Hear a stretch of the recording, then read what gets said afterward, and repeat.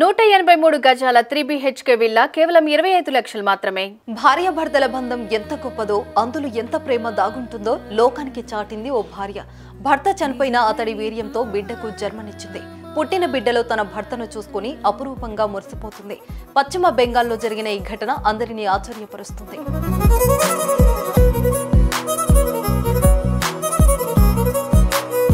పశ్చిమ బెంగాల్ రాష్ట్రం భీర్పూర్ జిల్లా మురారై ప్రాంతానికి చెందిన అరుణ్ ప్రసాద్, సంగీత దంపతులు. వీరికి 27 సంవత్సరాల క్రితం వివాహం జరిగింది. ఎప్పుడూ సంతోషంగా జీవించేవారు. కానీ పిల్లలు లేకపోవడం అప్పుడప్పుడు వారిని బాధించేది.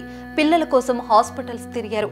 కనబడిన ప్రతి దేవుడిని మొక్కారు. కానీ వారికి సంతానం కలగలేదు.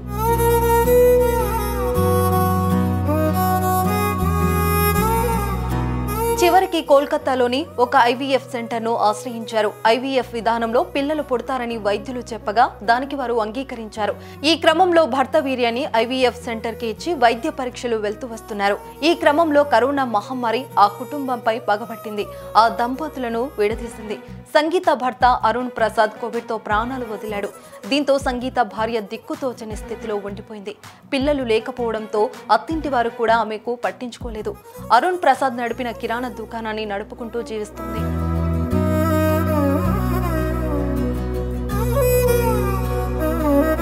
ఇంతలోనే ఆమెకి ఒక ఫోన్ కాల్ వచ్చింది. తన భర్త వీర్యం ఉందని, ప్రెగ్నెన్సీకి రావాలని వైద్యులు సూచించారు. ఆమె ఏమాత్రం ఆలోచించకుండా తన భర్త వీర్యంతో పిల్లలు కనాలని భావించింది. వైద్యులు వెంటనే ఆ ప్రక్రియను మొదలుపెట్టారు. అది విజయవంతం కావడంతో డిసెంబర్ 12వ తేదీన రాంపూర్ హార్ట్ వైద్య కాలేజ్ హాస్పిటల్లో సంగీత 12 బిడ్డకు జన్మనిచ్చింది. ప్రస్తుతం తల్లి, బిడ్డలిద్దరూ క్షేమంగా ఉన్నట్లు వైద్యులు తెలిపారు.